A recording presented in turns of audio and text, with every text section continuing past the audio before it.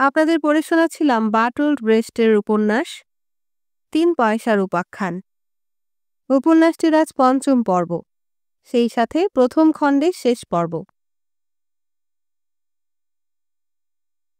আমি এসব ভালোবাসি না, চিরকাল আমি বাঁচবও না। আমাকে একা থাকতে দাও। আমার দিন আমার কাছে গর্বের। মানুষ কি করেছে যে তাকে মহান বলে মানতে হবে? তাকে হৃদয় দিয়ে দিতে হবে? তার কাছে রোজ যেতে হবে? তাকে কাছ থেকে বিচার করতে হবে? আমি পাপ করেছি। আমি কি মানুষের ত্রাতা? কেন তুমি এমন করে আমাকে বানালে যে আমি নিজের কাছেই বোঝা হয়ে গেলাম? কেন তুমি আমার স্খলনকে ক্ষমা করলে না, বিশুদ্ধ করে নিলে না আমাকে? আমি তো এখন ধুলোয় পড়ে থাকব। সকালে তুমি আমার সন্ধান করবে, আর কিন্তু আমাকে আর তুমি পাবে না। Book of Job. তুর্কি হামাম। ফর্নি আর ডিন স্ট্রিটের সংযোগস্থলে যে জায়গাটার নাম ব্যাটারসি, একটা জনগণের স্নানঘর ছিল, শুধু পুরুষদের ব্যবহারের জন্য। বয়স্ক কয়েকজন ভদ্রলোকের পৃষ্ঠপোষকতায় চলত ব্যাপারটা। এখানে আয়োজন খুবই সেকেলে ধরনের। বাথটাবগুলো কাঠের তৈরি, আর বোঝাই যায় বেশ পুরনো। তেল মালিশের টেবিল সব ঢকঢক করে নড়ে, আর যত তোয়ালে সবই ফুটোয় ভরা। কিন্তু এখানে লতাগুল্ম দিয়ে বানানো কিছু ঔষধি স্নানের ব্যবস্থা আছে, যা আর কোথাও পাওয়া যায় না। কোনো চিকিৎসক এসব স্নানের কথা বলেন না রোগীদের। এসব কথা লোকের থেকে অন্যের থেকে জানে। এই প্রতিষ্ঠানের নাম পালঙ্কে স্নান, আর স্নানের ব্যাপারে যারা সাহায্য করেন তারা সবাই নারী। কক্সের এখানে নিয়মিত যাতায়াত। সপ্তাহে একবার তো আসেনি। মেরিন ট্রান্সপোর্ট কোম্পানির লোকজন কক্সের সাথে দেখা করতে হলে এখানে চলে আসেন। ছোট ছোট কাঠের খোপ, তার ভেতরে মালিশ করার জায়গা, স্নানের জায়গাও ওখানেই। তবে বাষ্প নেওয়া ও শুয়ে থাকার ব্যবস্থা একটা মস্ত ঘরে। এখানে বসে বেশ নিশ্চিন্তে কথা বলা যায়, বিশেষ করে কেউ যদি পুরো ঘরটা ভাড়া নিয়ে নেয়। সেক্ষেত্রে পয়সা দেওয়ার জায়গার সামনে একটা বোর্ড ঝুলিয়ে দেওয়া হয়, লোকে বুঝে যায় আর ঢোকা যাবে না। কক্সের পছন্দের দিন হলো সোমবার। রবিবার বন্ধ থাকে, কাজে জিরিয়ে টিরিয়ে নিয়ে কর্মচারীরা এই দিন বেশ খোশ মেজাজেই থাকে। এইসব অঙ্ক করতে কক্সের জুড়ি নেই। প্রথমে ব্যবসার অনেক অংশীদার এখানে এসে মিটিং করতে চাইতেন না। এখন কেউই অন্য কোথাও মিটিং করতে চান না। যখন ব্যবসার পরিস্থিতি বেশ ঘোরালো হয়ে ওঠে, তখন নিয়ম করে সবাই হাজির হন এখানে। ফিনি নামে একজনও আসেন। ইনি বৃদ্ধ, শুকিয়ে যাওয়া চেহারা, বেজায় খিটখিটে, আর কোনো রকম আমোদ প্রমোদে প্রবল আপত্তি। কিন্তু ওনার বক্তব্য এখানকার ঔষধিযুক্ত স্নানের ব্যবস্থায় ওনার যকৃতের এত উপকার হয় যা আর কোনো রকম ওষুধেই হয় না। তার ধারণা তার আসলে কর্কট রোগ হয়েছে, এবং তিনি তার রোগের সব উপসর্গ নিয়ে আলোচনা করতে খুবই ভালোবাসেন। ৬ নম্বর কেবিনের অ্যাটেন্ডেন্টের সব মুখস্থ হয়ে গিয়েছে শুনে শুনে। যারা মালিশ করেন তাদের মধ্যে একজনই পুরুষ। পিচাম তার সাথে পাকাপাকি ব্যবস্থা করে নিয়েছেন। তিনি এলে তার কাজ সেই করবে। মেয়েরা বড্ড কম জামা কাপড় পরে ঘোরে, কাছে এলে ওনার অস্বস্তি হয়। সাদাম্পটন থেকে ফিরেই পিচাম ইস্টম্যানকে জাহাজের দামের কথা বলেছিলেন। এও বলেছিলেন এগুলো কিনতেই হবে, আর যত তাড়াতাড়ি হয় ততই ভালো। ব্যাপারটাকে বেশ জোরদার করতে তিনি কোষে গালাগালি দিয়েছেন কক্সের নামে। কক্স এমন শয়তান, সে খবর ছড়িয়ে দেবেই সরকারকে পুরনো জাহাজ বিক্রি করছে কোম্পানি। শুরুর থেকেই ওর মতলব ছিল সবাইকে বিপথে চালিত করে এমন অবস্থা তৈরি করবে যাতে হয় সবার হাতে দড়ি পড়ে, নয়তো ও ব্ল্যাকমেল করে ও পয়সা কামাতে পারে। যুদ্ধের জন্য মালপত্র সরবরাহ থেকে ৩০০% মুনাফা কিছু বেশি নয়, এটা সবাই জানে ও মানে। কিন্তু এদের লাভ এসে দাঁড়াচ্ছিল ৪৫০%। হইচই পড়ে যাবে সাংঘাতিক রকম, এ তো স্বাভাবিক। ইস্টম্যানও মানলেন নতুন জাহাজ কেনার পর ওই দালালের সাথে একটা রফায় আসা যাবে। তারা দুজনে সিদ্ধান্ত নিয়েছিলেন বাকি অংশীদারেরা আরও কয়েকদিন চিন্তা করে মরুক। জাহাজের জন্য এই বেশি দাম লাগার কথা তাদের সোমবারের মিটিংয়ের আগে বলার দরকার নেই। বেশি দাম শোনার পর কক্স হাজির হলে তাতে ভালোই হবে, কারণ কক্স ওদের বুঝিয়ে দেবেন যে তিনি কলকাঠি নেড়ে জাহাজের বিক্রয় মূল্য বাড়িয়ে দেবেন। পরে সোমবার হামামের মিটিং কিন্তু খুব একটা শান্ত থাকল না। বাষ্প নিতে নিতে কথা বলতে শুরু করলেন ইস্টম্যান। কাপড়ের কলের মালিক ফিনি আর জোদ্দার তখন শুয়ে রয়েছেন। পিজামের মালিশ চলছে, আর ক্রাউল মানে রেস্তোরাঁর মালিক এক কোণে চেয়ারে বসে রয়েছেন। তা স্নান করার ইচ্ছে নেই। কক্স জিমন্যাস্টিক্স নিয়ে ব্যস্ত। ইস্টম্যান প্রথমেই ঘোষণা করলেন সবাই যেন পুরনো জাহাজ বিক্রির পরিকল্পনা সম্পূর্ণভাবে পরিত্যাগ করেন। তিনি মানছেন প্রথমে শুনে ভালো লেগেছিল, কিন্তু ওই পরিকল্পনা বাস্তব নয়। নৌবাহিনীতে কক্সের যে বন্ধুকে 5,000 পাউন্ড দেয়া হয়েছে, তার বিনিময়ে সহযোগিতা কোম্পানি নিশ্চয়ই পাবে বা আশা করতে পারে। কিন্তু সহযোগিতার মানে এই নয় জোচ্চুরি করলে তিনি চোখ বন্ধ করে বসে থাকবেন। কোম্পানি যে লাভলি অ্যানা, অপটিমিস্ট আর সেইলর বয় নামে 3টি ভাঙা জাহাজ সরকারকে কাগজে কলমে বেচে বসে আছে, সেটা চাপা দিতে 3টা নতুন জাহাজ এই নামে নথিভুক্ত করতে হবে। এর জন্য খরচ পড়বে 7,500 পাউন্ড। 4,000 অগ্রিম আর বাকি 3.5 সবে মিটে যাবার পর। কোম্পানি এটাকে অভিজ্ঞতা অর্জনের দাম বলে ধরবে, বা অন্যভাবে বলতে গেলে এটা হলো আক্কেল সেলামি। পিজামের তখন বেশ কড়া দলাই মলাই চলছে। ওদিকে ইস্টম্যান বাষ্পের বাক্সে বসে বলে দরদর করে ঘামছেন, আর চেয়ারে বসে ক্রাউল প্রচণ্ড ঘামছে সেও। দুজনের মধ্যে যেন ঘেমে ওঠার প্রতিযোগিতা চলছে। ক্রাউল চেয়ে আছে ইস্টম্যানের দিকে, তার চোখে লোভীর দৃষ্টি। ভাড়া পালক চলে যাবার পর রেস্তোরাঁর মালিক হলেন এই এমটিসির অংশীদারদের মধ্যে সবথেকে দুর্বল। প্রথম দিন থেকে তিনি বলে চলেছেন তার ব্যবসার অবস্থা খুব খারাপ, আর তার মাথার ওপর সবসময় খাড়া ঝুলছে। অবশ্য সেই কারণেই সে এই ব্যবসাতে মাথা গলিয়েছিল, কারণ তার ধারণা হয়েছিল এই ব্যবসা থেকে দুর্দান্ত লাভ হবে। প্রথমে যে টাকাটা সে লগ্নি করেছিল সেটা দিয়েছিলেন ওনার শ্বশুর মশাই। ইস্টম্যান বললেন, এই সময় যেমনটা দরকার তেমন জাহাজ পাওয়া খুবই কঠিন। ক্রাউলের কপাল থেকে টপ টপ করে 2 ফোঁটা ঘাম পড়ল। আর এরপর যখন ইস্টম্যান নতুন জাহাজের দাম বললেন 38,500 পাউন্ড ও 7,500 পাউন্ড, ক্রাউল একেবারে ঘেমে নিয়ে উঠলেন। কি অদ্ভুত, ভাবছিলেন পিচাম। মানুষের দেহ দেহের বশ নয়, মনের বশ। চিন্তিত হবার ফলে ব্যাটা যেমন ঘামছে, অনেক মাটি কাটলেও তেমন ঘামত না। বাকিদের দেখেও মনে হচ্ছিল তারাও চরম আত্মিক সংকটের মধ্যে পড়েছেন। ফিনিকে কাপুরুষ বললেও কম বলা হয়। সে নিজের সারা গায়ে চাপড় মারছিল, আর মন এমন আওয়াজ করছিলেন যে শুনলে মনে হবে যেন কোনো মহিলা ফুঁপিয়ে কাঁদছেন। এখানে স্নানঘরের পরিচারিকা থাকলে তারা এইসব ডাকাবুকু লোকেদের অসহায় অবস্থা দেখে অবাক হয়ে যেতেন। অবশ্য বিজ্ঞান তো একথা প্রমাণ করেই দিয়েছে যে একজন মহিলার যন্ত্রণা সহ্য করার ক্ষমতা একজন পুরুষের তুলনায় অনেক বেশি। মেয়ের বিয়ের কথাটা মনে পড়লেই পিচামেরও নিজেকে একেবারে অসহায়, নিঃস্ব, রিক্ত মনে হচ্ছিল। ইস্টম্যান যখন বাষ্পকুঠরি থেকে বেরিয়ে এলেন, তখন সেই রেস্তোরাঁর মালিক ফ্যাঁসফ্যাঁসে গলায় জানালেন তিনি দেউলিয়া হয়ে গিয়েছেন, কাজেই তার থেকে কেউ যেন কিছু আশা না করেন। এরপর কারো কিছু জানার বা বলার থাকলে তিনি যেন তার উকিলের সাথে কথা বলেন। তিনি এও জানালেন তার শ্বশুরমশাই, যার বয়স 78, নিজের শেষ পুঁজি ভেঙে টাকাটা দিয়েছিলেন। আশা করেছিলেন এর ফলে তার মেয়ে সুখে শান্তিতে থাকবে। ক্রাউলের ছেলে মেয়ের বয়স যথাক্রমে 8 ও 12।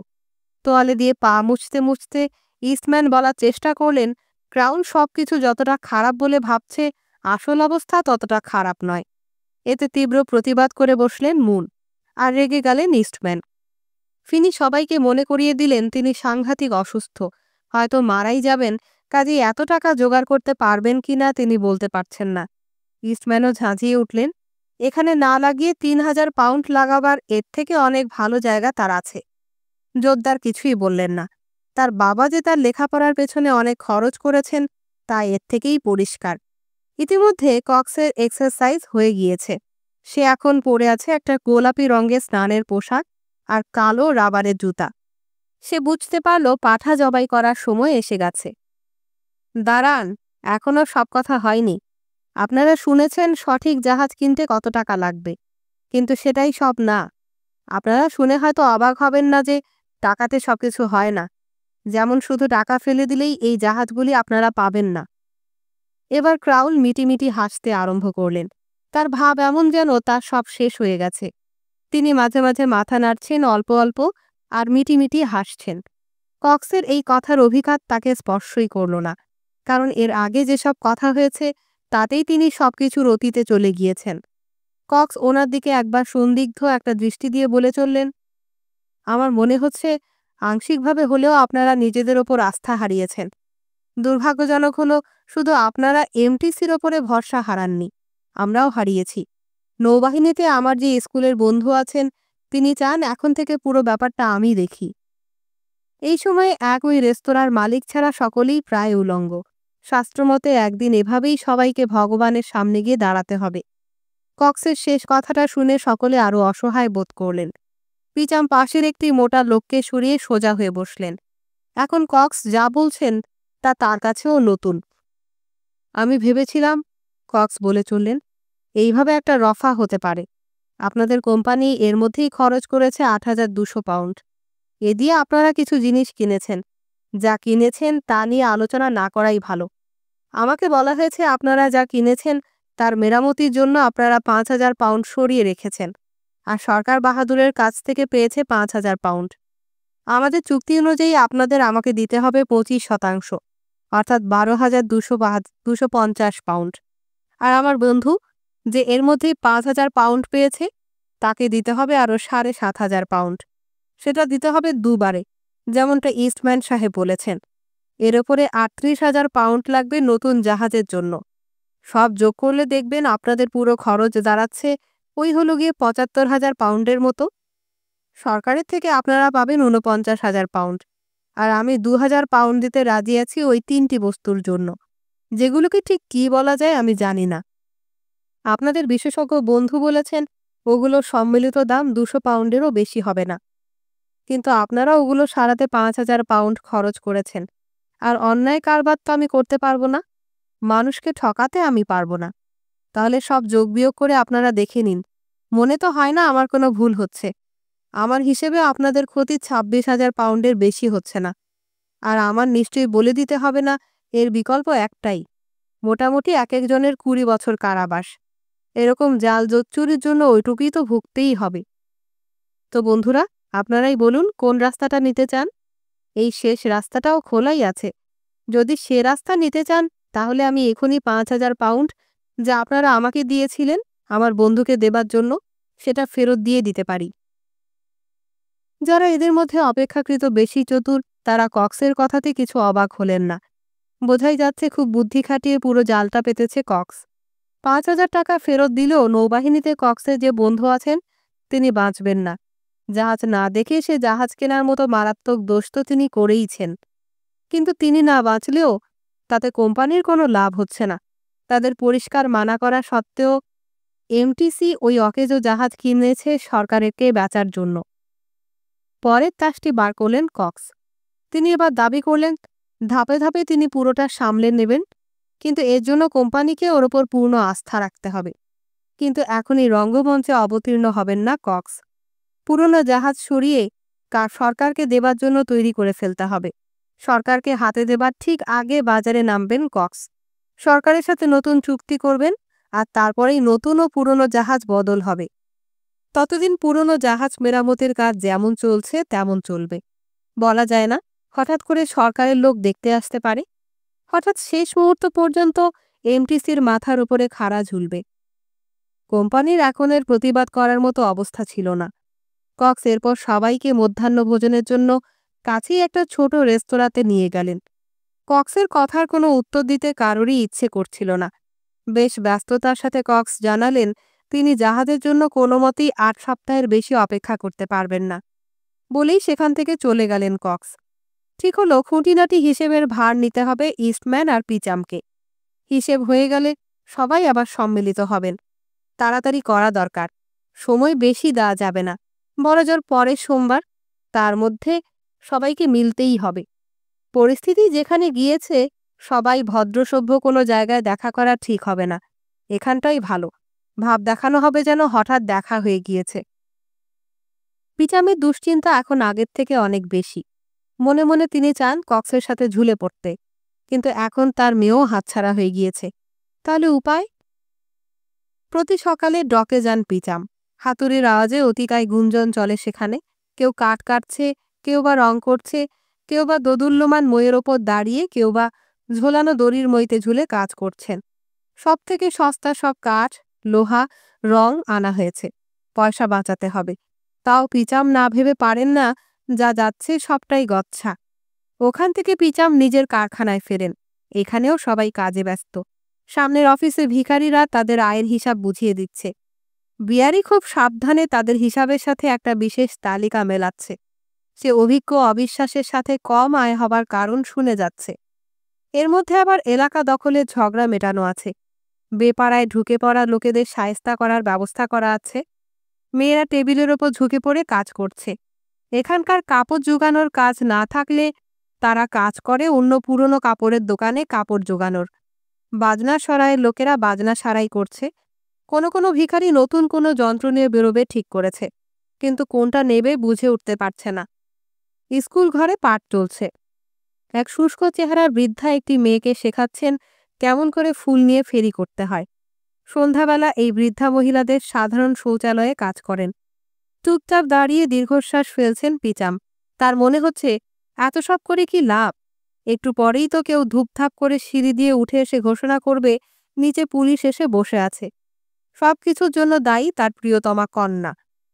তার এই মাত্রাহীন কামনা বাসনা যা সে তার মায়ের কাছ থেকে পেয়েছে, তার জন্যই এই অবস্থা আজ। মেয়েটা বোকা, অনভিজ্ঞ, নিজেকে এক বদমাশের হাতে তুলে দিয়েছে। প্রেমে পড়েই বিয়ে করে ফেলার কি দরকার ছিল, সেটা পিচামের কাছে এখনও রহস্য। তার মনে একটা ভয়ঙ্কর সন্দেহ দানা বেঁধেছে, কিন্তু নিকটজনের মধ্যেও প্রয়োজনীয় দূরত্ব রাখার তাগিদে তিনি তার মেয়েকে ব্যক্তিগত ব্যাপার নিয়ে প্রশ্ন করতে পারছেন না। তাছাড়া এমন কোনো কিছু নিয়ে কথা বলতে নেই যা হতে দেওয়া যায় না। বলে ফেললেও সেটা ঘটে যেতে পারে। আর মানুষের আসল অস্ত্র তো কোনো কিছু খারাপ ঘটতে পারে সেটা অস্বীকার করা। বলে ফেললে সে অস্ত্রই তো ভোঁতা হয়ে যাবে। মাঝরাতে বা শেষ রাতে পিচাম একবার সিঁড়ি বেয়ে মেয়ের ঘরে গিয়ে মেয়েকে দেখে আসেন। আজও তাই করলেন। আবছা আলোয় দেখলেন মেয়ে বিছানায় ঘুমোচ্ছে। ইদানিং মেয়ে বাড়ি থেকে বেরোতে চায় না। তার মানে বরের সাথে দেখা টাকা করে না বিশেষ। সে যাই হোক, এই বিয়েটা তাড়াতাড়ি ভেঙে দিতে হবে। পিচামের তার মেয়েকে এখন বড্ড দরকার। কক্সের পলির ওপর লোভ নিয়ে পিচামের মনে কোনো সন্দেহ নেই, আগেও ছিল না। সাদামটনেও সেটা পিচাম দেখেছেন। শুয়োরটা কামদেবের কাছে একেবারে হেরে ভূত হয়ে বসে আছে। ম্যাকিতেরও দেখা যাচ্ছে তার স্ত্রী পিত্রালয়ে বসে আছেন, সে ব্যাপারে খুব একটা তার উত্তাপ নেই। তিনি বিশেষ কোনো ঝামেলা বাঁধাননি। বাড়ি থেকে বের করে দেওয়া হয়েছে, কিন্তু কোনো প্রতিশোধ নিতে উদ্যত হননি। আর পিচামের ধারণা তার সদ্য বিবাহিত স্ত্রীর পরিচয়ও এখনও রাষ্ট্র করেননি ম্যাকিত। মনে হয় মেয়েকে ত্যায্য করবেন এই চালটা কাজে দিয়েছে, তাই ম্যাকিত চুপচাপ আছেন। ম্যাকিতের আসল লক্ষ্য পিচামের টাকা, আর সেটা তার দরকারও বটে। অনেক ভাবনা চিন্তা করে ম্যাকিত তার দোকান করেছেন বটে, এবং কিভাবে কায়দা করে গরিবের খুদকুড়ো সঞ্চয়ে খরচ করাতে হয় তা তিনি জানেন। কিন্তু একথাও ঠিক, তার দোকানগুলো একেবারে মান্ধাতার আমলের। চুনকাম করা অন্ধকার গুহা যেন সব, যেখানে একরাশ মাল ডাই করে রাখা, আর সব দোকানেই দোকানদার ও কর্মচারী একেবারে নেতিয়ে আছে। তবে এত মাল এত সস্তায় ম্যাকিত কোথা থেকে পান সে কথা তো কেউই জানে না। পিচাম তার পোষা ভিখারিদের সাহায্যে এইসব দোকানের দোকানদারদের সাথে আলাপ জমাবার চেষ্টা করেছেন, কিন্তু বিশেষ সুবিধা হয়নি। এই দোকানদারেরা গোমরা মুখে চুপ করে থাকে, ভিখারিদের সাথে কথা বলতে চায় না। আর তাদের বক্তব্য ম্যাকিত কোথা থেকে মাল জোগাড় করেন তা তারা কিছুই জানে না। ম্যাকিতের অতীত নিয়ে খোঁজ খবর করতে গিয়ে কিন্তু কিছু তথ্য পেলেন পিচাম। তার জীবনের অনেকগুলো বছরই আধো অন্ধকারে ঢাকা। বড় বড় ব্যবসায়ীদের জীবনীতে যেমন বেশি তথ্য থাকে না, সেরকম শিল্পপতি হিসেবে যারা মহিরু সম, তারা হঠাৎ করে অন্ধকারের ভেতর থেকে আবির্ভূত হন আর উঠতে থাকেন ধূমকেতুর মতো।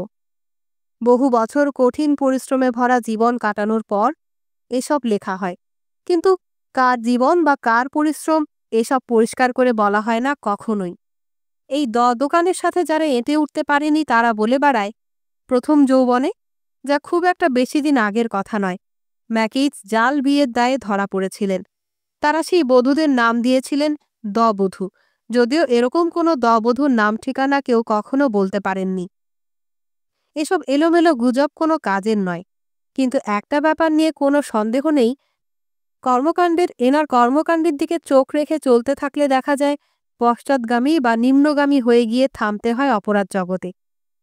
এখন কিছুটা পাল্টেছে, কিন্তু কিছুদিন আগেও সফল মানুষের সাফল্য আসত নিষ্ঠুর এবং অনেক বেশি বেআইনি রাস্তা ধরে। পিচাম রিফ্লেক্টর কাগজের দপ্তরেও গেলেন। এরা একসময় বলেছিলেন ম্যাকিতের বেআইনি কারবারের প্রমাণ এদের হাতে আছে। সম্পাদক সঠিক মনে করতে পারলেন না, যদিও বললেন সেরকম কিছু নথি তাদের হাতে এসেছিল বলে তার আচ্ছা মনে পড়ছে। কাজেই খালি হাতেই ফিরতে হলো পিচামকে। ভালোই বুঝলেন লোকজন জানে কিছু গোলমাল আছে ম্যাকিতের কারবারে, আর নথিও আছে যা এরা বার করছেন না। মিসেস পিচাম এখন কারো সাথে কথা টথা বলেন না, আর আগের থেকে অনেক বেশি সময় কাটান ওই গোপন কুঠুরিতে। সেখানে তিনি তার মদের বোতল লুকিয়ে রাখেন। তার পরিবার যে বিপদে পড়েছে তাও তিনি আজকাল খানিকটা বুঝতে পারছেন। আর ওই কাঠ ব্যবসায়ীর হাত থেকে মেয়েকে কি করে উদ্ধার করবেন, এই এখন তার প্রধান চিন্তা হয়ে দাঁড়িয়েছে। কক্সকে তার সহ্য হয় না। কক্স যেন একটা ঝড়, কিন্তু ম্যাকিদের থেকে সে শতগুণে ভালো। অন্য মহিলাদের সাথে হাতে নাতে ম্যাকিদকে ধরতে পারলে বেশ হয়, ভাবছিলেন মিসেস পিচাম। নিয়মিত মহিলা সঙ্গ ছাড়া ম্যাকিদ থাকতে পারবেন না। পলি নিতম্ব তিনি কিভাবে জড়িয়ে ধরতেন তা মিসেস পিচামের মনে আছে। তারপর এখন তার বউ থেকেও নেই। তবে কয়েক পাত্র পেটে পড়তেই তার মাথা খুলে গেল। তিনি বুঝলেন এ রাস্তায় হেঁটে সুবিধে হবে না। এখন পলি যদি জানে ম্যাকিদ অন্য মহিলার সাথে রয়েছেন, তাহলে দুজনের মধ্যে একটা গোলমাল হবে। পলি কান্নাকাটি করবে, ম্যাকিদ ইনিবিনে ক্ষমা চাইবে, আর সবশেষে পলি ম্যাকিদের প্রতি আরও অনেক বেশি অনুরক্ত হয়ে পড়বে। পিচাম এই পণ শিকারীকে টাকা দিয়ে মুক্তি পাওয়া যায় কিনা তা নিয়েও ভাবনা চিন্তা করেছেন, কিন্তু সেভাবে মুক্তি পাওয়া বড্ড শক্ত। ম্যাকিদের সঙ্গে কথা বলার জন্য বিয়ারিকে পাঠালেন পিচাম। কাঠ ব্যবসায়ী বলে দিয়েছেন ফ্যানি ক্রাইসলারের অ্যান্টিকের দোকানে বসে কথা হবে। বিয়ারি একটা পুরনো চিপেন্ডেল চেয়ারের ওপরে বসেছিল। দেখে মনে হচ্ছিল চেয়ারের ওপর যেন একখণ্ড মাংস পড়ে আছে। তার শক্ত টুপিটা সে ধরেছিল 2 হাঁটুতে চেপে। সে ঘোষণা করল, পিচাম সাহেব আমাকে বলতে বলেছেন পলিকে যত তাড়াতাড়ি সম্ভব ছেড়ে দিন, নইলে আপনি ঝামেলায় পড়বেন। অনেক ভুগিয়েছেন ওকে। যদি ভেবে থাকেন সব ব্যাপারটা এত সস্তা, তাহলে ভুল করেছেন। কোনো পণ পাবেন না। আমাদের ঠিকঠাক দিনই চলে না তো পণ। আপনি যদি অন্যরকম কিছু শুনে থাকেন, তাহলে কেউ আপনাকে মুরগি বানিয়েছে।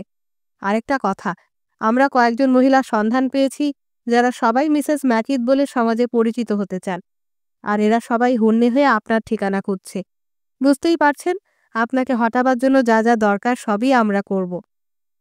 পিচাম সাহেব বলেছেন উনি ঝগড়াঝাটি চান না, চুপচাপ সবকিছু মিটিয়ে ফেলতে চান।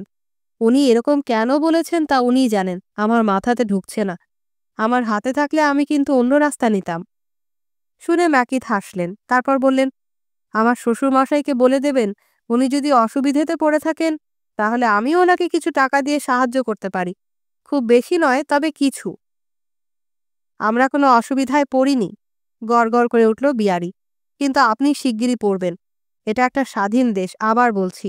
আমাদের যে টাকা আছে বলে আপনার ধারণা তা নেই, তাতে কিছু আসে যায় না। আমরা গরিব ভিখারি, তাই বলে আমাদের মারিয়ে যাওয়ার চেষ্টা করবেন না। সামান্য পোকাও কিন্তু কামড়ে দিতে পারে, আর তার থেকে বড় বিপদও হয়ে যায়। পারে পারে পোকা কামড়াতে পারে, কিন্তু আমার দোকানের বাইরে, ভেতরে নয়। কাজেই বেরিয়ে যান, বললেন ম্যাকিদ। রাগে গজরাতে গজরাতে ফিরে এলো বিয়ারি। সব শুনে নিঃশ্বাস ফেললেন পিচাম। তার হাতে মাত্র 8 সপ্তাহ সময় আছে। তার মধ্যে হয় তার মেয়েকে ফেরত পেতে হবে, নয়তো মূল্য দিতে হবে বিশাল। রেস্তোরাঁ মালিক ক্রাউল মিথ্যে বলেননি। বোঝা যাচ্ছে তার আর দেবার মতো পয়সা নেই। সে ভেবেছিল মেরিন ট্রান্সপোর্ট কোম্পানি থেকে বিশাল মুনাফা করবে, ফলত সে এখন কর্পদক শূন্য। এর ওপর আবার সেই ছোকরা একদিন এসে ঘোষণা করে দিল সেও আর কোনো টাকা পয়সা দিতে পারবে না। তার কিছু সম্পত্তি আছে স্কটল্যান্ডে, সবই এখন বাধা পড়ে আছে, আর অল্পদিনেই নিলামে চড়বে। পিচামের অফিসে তার সাথে কথা বললেন পিচাম ও ইস্টম্যান। দুজনেই তার সাথে যে ব্যবহারটা করলেন তা মানুষ করে থাকে অসুস্থ কোনো পশুর সাথে। এই জোরদারের অবশ্য টাকা পাওয়ার একটা রাস্তা এখনও খোলা আছে। তার নাম ও বংশমর্যাদার জন্য এক অল্প বয়সী ধনী মার্কিন মহিলা তাকে বিয়ে করতে আগ্রহী হয়েছেন। জোরদারের বাড়ির পুরনো সব আসবাব তার খুব মনে ধরেছে, বিশেষত চেয়ারগুলো। এই জোরদার, যার নাম ক্লাইভ, অবশ্য মহিলা সম্বন্ধে খুবই অশ্রদ্ধাপূর্ণভাবে কথা বলছিল। তার এই বিয়েতে কোনো আগ্রহ নেই, মহিলা একেবারে পাঁঠা, ইত্যাদি ইত্যাদি। ইস্টম্যান সেসব শুনছিলেন না। তিনি মহিলা সম্বন্ধে কাজের কথা সব জেনে নেওয়ার চেষ্টা করছিলেন। ক্লাইভের বর্ণনায় মহিলার 2টি পা ঠিকমতো লালন না করা ঘোড়ার মতো। এসব বর্ণনায় ইস্টম্যানের কোনো আগ্রহ ছিল না। দুজনে মিলে ক্লাইভকে ধমকাধমকি করলেন, এমটিসি ডুবে গেলে কতটা বদনাম হবে তা বোঝালেন। ও মহিলার সম্বন্ধে এই ধরনের মন্তব্য করা নিয়ে এত লম্বা ভাষণ দিলেন যে ক্লাইভ মানতে বাধ্য হলেন তিনি ভুল করেছেন, আর কখনো মহিলাকে নিয়ে খারাপ কিছু বলবেন না। আমরা আমাদের ছেলেপিলেদের এত যত্ন করে কলেজে পড়াই কেন? বাড়ি ফেরার পথে ইস্টম্যান পিচামকে বলতে শুরু করলেন, কেন এত কিছু শেখাই?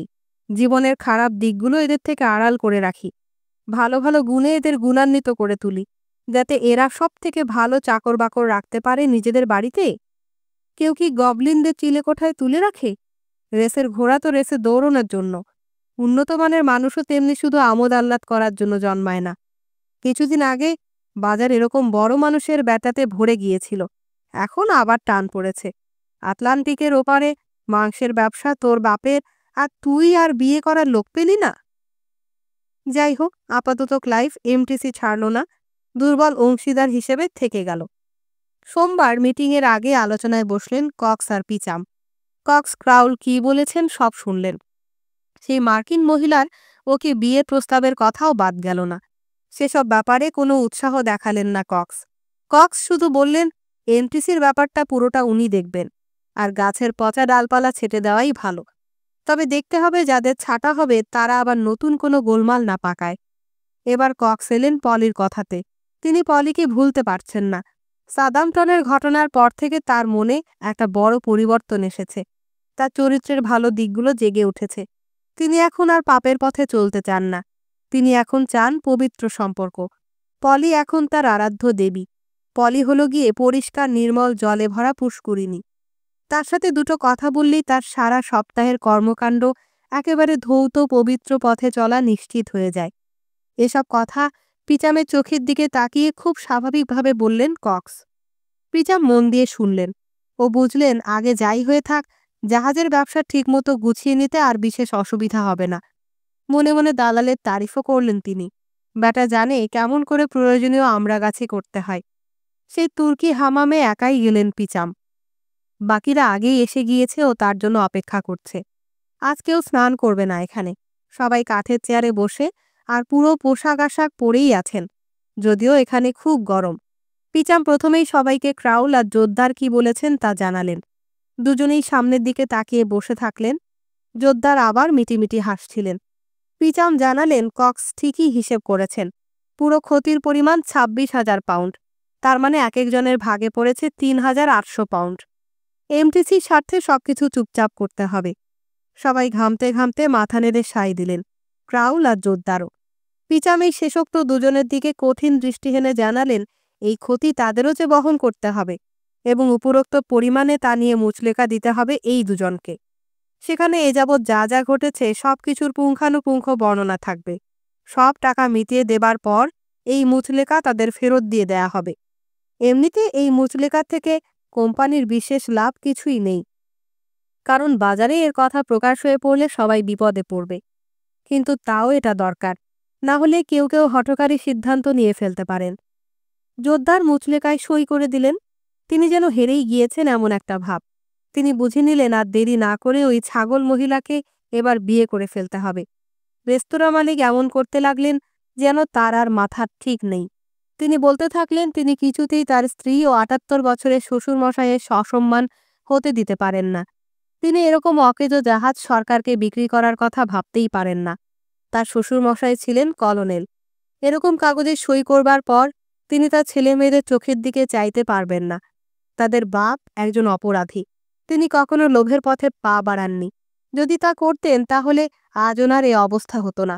ব্যবসায়িক ক্ষতি তিনি মানতে পারেন, কিন্তু অসম্মান মানতে পারবেন না। কাগজে সই করছেন যখন, তখন তার চোখ দিয়ে অঝোর ধারায় জল পড়ছে, আর বলে চলেছেন, তোমরা আমাকে শেষ করে দিলে, আমার আর কিছুই রইল না। এই দৃশ্য স্বাভাবিকভাবেই সবাইকে বিষণ্ণ করে দিল। এই ক্রাউল ভদ্রলোকের মতো হাঁটতেও জানে না, বাপ মায়ের শিক্ষা দীক্ষা নেই। বাড়ি ফেরার পথে ইস্টম্যান বললেন পিচামকে, কোনো আত্মসম্মান নেই ব্যাটার। এদিকে জোদ্দার মশাইকে দেখো কিরকম মাথা উঁচু রেখে সই করে দিলেন। একটা ফালতু মেয়ে ছেলেকে বিয়ে করবেন, তাও করবেন মাথা উঁচু করে। যা করবেন তার দায়িত্ব নিতে প্রস্তুত। যাদের পরিবার আছে তাদের এসব ব্যবসাতে আসাই উচিত না। হো, ছেলেমেয়েদের চোখের দিকে নাকি তাকাতে পারবে না। লাভলিয়ানার চোখের দিকে তো ঠিক তাকাতে পারিস। আর ওই ইয়াং সেইলার বয়, ওটা তো ওর শ্বশুরের বয়সী। সেগুলোকে জাহাজে ভাসাতে তো ও তৈরি ছিল। ওর শ্বশুরকে ভাসাতে ওর অসুবিধা কোথায়? পয়সা দিতে আমারও ভালো লাগছে না। এই দেখো না, ফিনির তো পেটে ক্যান্সার। সে কি হাউমাউ করছে? ওটাই আসল কথা। ওই ক্রাউল ব্যাটা আসলে অশিক্ষিত। এসব লোককে শহরে থাকতে দেওয়াই উচিত নয়। ব্যবসায় অংশীদার করার আগে প্রশ্ন করা উচিত, তুমি কোথায় বড় হয়েছ? সব লেনদেন মিটে যাবার পর তুমি কি তোমার ছেলেমেয়ের চোখের দিকে তাকাতে পারবে? তোমার শ্বশুর কি এখনো কর্মঠ আছেন? ওই ক্রাউল ব্যাটা আসলে আমার মতে ইংলিশম্যানই নয়। এই লোক এক মহান জাতির নাগরিকের নমুনা। এই মিটিংয়ের পর বড় অসহায় বোধ করছিলেন পিজাম। টাকার ব্যাপারটা মিটে গেলেই সরকারের সাথে যে চুক্তি হয়েছে তা কক্সের হাতে তুলে দিতে হবে। এদিকে কক্স যে তার বিশাল লাভের কোনো অংশ পিচামকে দেবেন, এরকম কোনো চুক্তি তার সাথে হয়নি। এমনকি তার যে ক্ষতি হলো সেটা পূরণ করে দেবে কক্স, এমনও কোনো নিশ্চয়তা নেই। আর এখন যা অবস্থা, এরকম কোনো চুক্তির কথা তোলাও যাবে না যতক্ষণ না পলি কক্সকে বিয়ে করতে রাজি হচ্ছে। কক্সের সাথে রফায় আসতে না পেরে গেলে কি ঘটতে পারে তা এখন পিচাম ভাবতেও চান না। আপাতত এই বিশাল ক্ষতি বহন করার জন্য ৩ জন রয়েছে, ফিনি, মুন আর ইস্টম্যান। এরা যদি নতুন জাহাজের দাম না দিতে পারে তাহলে একেবারে চূড়ান্ত সর্বনাশ হবে। এখন থেকে তার সব থেকে বেশি দরকার কক্সকে। এক সন্ধেতে তিনি পলিকে বললেন, কক্সের সাথে মিষ্টি ব্যবহার করতে হবে, আর কক্স যেন কোনো মতেই তার বিয়ের কথাটা জানতে না পারেন। কথায় কথায় পলিকে তিনি বললেন, কক্সের সাথে একটা কারবার চলছে তার জাহাজ নিয়ে। সেটা ঠিকমতো না হলে ওদের বাড়িঘর সব বিক্রি হয়ে যাবে। পলি সব শুনে সভয়ে তাকিয়ে দেখল তার চারদিকে। তার মেঝেতে পাতা কাঠের পাটাতন, সাদা টালি লাগানো চুলা, মেহগুনি কাঠের আসবাব, মসলিনের পর্দা। ও ওর এই পুরনো বাড়িকে খুব ভালোবাসে। আর সে রাতে হয়তো জাহাজের কথা উঠেছিল বলেই ও স্বপ্ন দেখল যে ওর বাড়ি, যা আসলে ৩টে বাড়ি জুড়ে, সমুদ্রে ডুবে যাচ্ছে। দরজা দিয়ে ঢুকছে সাগরের ঢেউ। পরদিন সকালেও একটা আত্মত্যাগ করবে এরকম মোটামুটি ঠিকই করে নিল। আমি কোনো দোষের ভাগী হতে চাই না, ভাবছিল পলি। পরে যেন কেউ বলতে না পারে আমি একটা ত্যাগ স্বীকার করতে পারতাম, কিন্তু আমি তা করিনি। যাকে ভালোবাসে না এরকম কারো হাতে নিজেকে তুলে দেওয়া কোনো মেয়ের কাছেই সহজ কথা নয়। তার উপর সে যদি আবার ওই কক্সের মতো দেখতে হয়। কিন্তু পরিবার হলো নিজের পরিবার, আর অহংকার কোনো কাজের কথা নয়। শুধু নিজের কথা ভাবলে তো চলে না। সে আরও কিছুক্ষণ বিছানায় শুয়ে থাকলো আর কক্সের বাড়িতে দেখা সেই ব্রোচটার কথা ভাবল। এখন কক্সের কথা মনে হলেই ওই ব্রোচটার কথা মনে হয়। একসময় তার ওই ব্রোচটার দরকার ছিল, কারণ ওটা বেচে ১৫ পাউন্ড জোগাড় করবে ভেবেছিল। এখন আর সেই টাকাটার দরকার নেই, কিন্তু ব্রোচটার ওপর টান রয়ে গিয়েছে। ওটা তার চাই। রাতের খাওয়া হয়ে যাওয়ার পর সে তার বাবার লেখা একটা চিঠি নিয়ে কক্সের কাছে গেল। যখন তাকে চিঠিটা দেওয়া হলো কক্সকে দেওয়ার জন্য, তখন পলি ছিল শান্ত, ভাবলেশীন। সে এখনো বিশ্বাস করতে পারছে না তার বাবা তাদের আসন্ন সর্বনাশ নিয়ে যা বলেছেন তা সত্যই। তার ধারণা বাবা এসব বলেছেন কারণ বাবা ম্যাকিথকে সহ্য করতে পারছেন না। কক্সের সামনেও পলি খুবই শান্ত থাকল। সেই ব্রোচ এখনো একইভাবে সেই টেবিলের ওপরে পড়ে রয়েছে। সেটা দেখেও দেখল না পলি, কিন্তু তার মনটা তাতেই খুশিতে ভরে উঠল। কক্স ওকে লেখার টেবিল থেকে খানিক দূরে একটা চেয়ারে বসালেন, যেটা দোল খায়। ওকে দেখার জন্য চামড়ায় বাঁধানো কয়েকটা বই দিলেন। কক্স চিঠি পড়তে পড়তে খেয়াল করলেন পলি বইগুলো খুলে দেখছে না, তাই চিঠি হাতে নিয়ে ঘর থেকে চলে গেলেন কক্স। কিন্তু কক্স যখন ঘরে ফিরে এলেন তখন পলির কান পর্যন্ত লাল হয়ে গিয়েছে। ঘটনা হলো, পলি হঠাৎ করে মনস্থির করে ফেলেছে যে ব্রোচটা তার চাই এখনই। যদি ব্রোচটা আমাকেও দেয়, ভাবছিল পলি, পুরো ব্যাপারটা হতে তো ৫ মিনিটের বেশি লাগবে না। তাহলে আর কি, ও নিশ্চয়ই জানে যে এমনি এমনি কিছু পাবে না। ব্রোচটার দাম অন্তত ২০ পাউন্ড হবে, আর আমার খোলা জামার সাথে ভালো মানাবে। একটা চুমু খেতে দেওয়া যেতে পারে, বড়জোর একটু জড়িয়ে ধরবে। ব্রোচটার জন্য সেসব ঠিকই আছে। আমার বয়সী অনেক মেয়েকে একটা মাথা গোঁজার জায়গার জন্য এর থেকে অনেক বেশি কিছু করতে হয়। এসব পাওয়ার ব্যাপারে ছেলেগুলো পাগল। যাই হোক, ছেলেরা তো এরকম হবেই। ফোঁস করে শ্বাস ছাড়ল পলি। দালাল ফিরে এসে পলিকে দেখে ভেবে নিল পলি এতক্ষণ ওই বইগুলো দেখছিল, আর এই লাল হয়ে ওঠাটা তারই প্রভাব। চিঠির উত্তর লিখে এনেছেন কক্স। এখন হাতে সেই কাগজটা নিয়ে নাড়ছেন, কালিটা শুকাবার জন্য। বসে থাকা পলির ওপর ঝুঁকে এলেন তিনি, আর চট করে পলি উঠে দাঁড়ালো। সোজা তাকালো কক্সের চোখের দিকে। কক্স দেখে এসেছেন যে তার দিদি বাড়িতে নেই। কক্স চিঠিটা টেবিলে রেখে পলিকে জড়িয়ে ধরলেন। পলি বাধা দিল না। প্রথমে একটু আফসোস হচ্ছিল যে ব্রোচটা এখনও সে হাতে পায়নি, কিন্তু এরপরে সে নিজেকে ছেড়ে দিল, কারণ এক অদ্ভুত ভালো লাগায় আচ্ছন্ন হয়ে পড়ল সে। কিন্তু এই ভালো লাগার ভাবটা বেশিক্ষণ থাকল না, কারণ মনে হলো ম্যাকিজ জানতে পারলে খুব রাগ করবেন। যখন ওরা পরস্পরকে বিদায় জানালেন, চিঠির কালি শুকিয়ে গিয়েছে। বাড়ি ফিরে সে কক্সের চিঠিটা রেখে দিল বাবার টেবিলের ওপরে। নিজের ঘরে উঠে গেল আর শুরু করলো জামা কাপড় গোছাতে। ৮ ঘন্টা পরে খুব বেশি কিছু ভাবনা চিন্তা না করেই ব্যাগ নিয়ে সে সদর দরজা দিয়ে বেরিয়ে গেল। তার কানে এসেছে আজকাল ম্যাকিজ সবসময় পড়ে আছে সেই ফ্যানি ক্রাইসলার নামক মহিলার কাছে, যে মহিলা ওয়াটারলু ব্রিজের কাছে অ্যান্টিকের একটি দোকানে চালান। ওর বাবা মা বাকি রাতটা ওর জন্য অপেক্ষা করলেন। জানলার কাছে দাঁড়িয়ে পিচাম বললেন, তার মানে ও এসে পলিকে নিয়ে গিয়েছে। ওর ধারণা ও এটা করতে পারে। এরকম লোক কোনো আইন কানুনের ধার ধারে না। যদি মনে করে নেবে তো নেবে। যদি মনে করে আমার মেয়ের সাথে একটা রাত্রির কাটাবে, তাহলে মেয়েকে নিয়ে চলে যাবে। পলির ত্বক নাকি ওর খুব ভালো লাগে। আমার মেয়ের পোশাকের প্রতিটা সেলাইয়ের দাম আমি দিয়েছি। আমি যতদূর জানি ও কখনো নিজের পুরো শরীর দেখেনি। স্নান করার সময়ও ন্যাংটো হতো না। গায়ে থাকতো রাতের জামা। ওর কামুক মায়ের মূর্খামি আর ওর নিজের বুদ্ধির অভাব যা হয়েছে ওই ছাইপাশ নোভেল পড়ে, এর ফলেই আজও এখানে এসে দাঁড়িয়েছে। দূর, কী সব বলছি আমি। এর মধ্যে ভালোবাসাটা আবার কোথায়? এসব লোকেরা নারীর সাথে শোয় না, পণের সাথে শোয়। ওর আমার টাকা চাই। আমার টাকা নিয়ে নিল। আমার পরিবারের আজ কী অবস্থা হয়েছে। আমার পরিবার ছিল শান্তির নীড়। বাইরে ঝড়ঝঞ্ঝা যাই চলুক, বাড়িতে শান্তি বিরাজ করত। বাঁচার লড়াইয়ের বিভৎসতা তো বাড়ির ভেতরে কখনো বোঝা যেত না। এখানে একটি শিশু বেড়ে উঠেছে সুস্থ পরিবেশে। ব্যবসার ঝামেলা দরাদরি কবে ছিল এই ৪ দেয়ালের মধ্যে? মেয়েটির ভরণ পোষণের দায়িত্ব নিতে সে সক্ষম এরকম কোনো যুবা যদি এগিয়ে আসে, তাহলে তো মা বাবা ভেবে নেবেই যে প্রেমের কারণেই সে এসেছে। কিন্তু এটা কি হলো? এ তো ডাকাতি। অলস বদমাশ লোকেদের নিয়ে কাজ করে তিল তিল করে আমি কিছু সম্পদ অর্জন করেছি। কাদের দিয়ে কাজ করতে হয় আমাকে? এসব এমন সব লোক যারা কাজ করতে চায় না, শুধু মজুরি চায়। আর আজ এই কক্স এলো, একটা শয়তানের ফাঁদ পেতে আমার সব পয়সা নিয়ে নিল। আর আমি যখন আমার ধন সম্পদ বাড়ি এসে পাহারা দিতে ব্যস্ত, সে আমার নাকের ডগা দিয়ে আমার মেয়েকেও চুরি করে নিয়ে চলে গেল। এই মেয়ের জন্য খেটে খেটে আমি হাড় মাস কালি করে ফেলেছি। আমি এ অমানুষকে সহ্য করব কেন? এ তো হাঙর।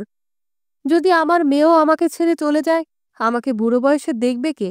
আমার বাড়িও ভেঙে পড়বে, আর আমার শেষ কুকুরটাও আমাকে ছেড়ে চলে যাবে। আমার নখের তলায় যেটুকু মাটি জমে আছে, সেটাও কাউকে দিতে গেলে এখন আমার মনে হবে যে আমি জেনে বুঝে অনাহারের দিকে চলেছি। কিন্তু পলি ফিরল না। সে রাতে নয়, তার পরেও নয়। তার স্বামী গ্রেপ্তার হলেন, আর পিচাম কখনো জানতে পারলেন না যে তার কন্যা সেই দালালের কামনা জাগাতে যায়নি, গিয়েছিল কামনা চরিতার্থ করতে। এরপর কয়েকদিন মিসেস পিচাম আরও বেশি করে মদ্যপান করতে থাকলেন।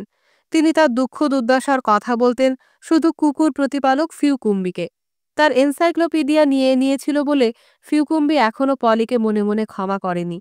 সে অবশ্য তার বই উদ্ধার করে নিজের কাছে নিয়ে এসেছে। প্রথমে ভেবেছিল পলির ঘর থেকে ওটা নিয়ে আসবে না, তার অহংকারে বেঁধেছিল। কিন্তু তারপরে একসময় নিজের সাথে লড়াইয়ে সে হেরে গেল, আর একদিন রাতে পিচের ঘরে গিয়ে বইটা নিয়ে চলে এলো। ইদানিং মিসেস পিচামের সাথে কথা বলতে গিয়ে তার শান্ত বিদ্যাভ্যাসে বেশ ব্যাঘাত ঘটছে। ব্যথিত মা যখন ফিউকুম্বিকে বললেন যে তার মেয়ে ম্যাকিজকে বিয়ে করেছে ও সে খুবই অসুখী, ফিউকুম্বির মনে পড়ল তার জীবনের সব থেকে কষ্টের সময়ের কথা। সেনাবাহিনী চাকরি গিয়েছে, যেটুকু টাকা পেয়েছিল খুইয়েছে, তাও আর থাকতে হচ্ছে অন্য এক সেনার বউয়ের সাথে। তার নাম ছিল মেরি সয়ার, আর সে ওই দোকানগুলোর একটা চালাতো। অসাবধানতা বশত সে মিসেস পিচামের কাছে ওই মহিলা সম্বন্ধে ২-৪ কথা বলে ফেলেছিল।